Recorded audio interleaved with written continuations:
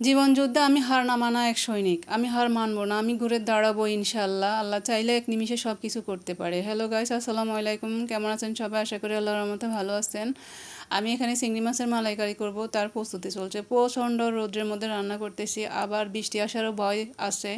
বৃষ্টি আসলে তখন কি করব। যেটা বলছিলাম, কন্যা সন্তান হচ্ছে আপনার ভাগ্যের ব্যাপার। যার প্রথম সন্তানই কন্যা সন্তান, সে তো অনেক ভাগ্যবান, সে অনেক লাকি। এটাকে তোমরা অবজ্ঞা করতেছো। আমার আজ অর্থবিত্ত নেই, আমার কাছে আমার কন্যা সন্তান। তোমরা বলতেছো কে কি হবে এ দিয়ে।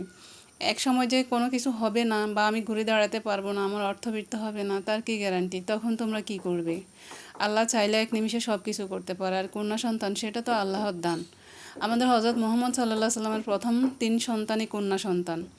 তো এটা হাদিসটা যদি তোমরা জেনে থাকো তাহলে কখনো বলতে না। হয়তো জানো, তারপরেও কেন বলো জানি না, কেন আঘাত করো। তোমরা আবার নতুন করে আমার হাজব্যান্ডকে বলছো সংসার গড়ার জন্য। মানে ছেলেরাই কি সব? মেয়েরা কি কিছুই করতে পারে না? যুগ কি পাল্টায়?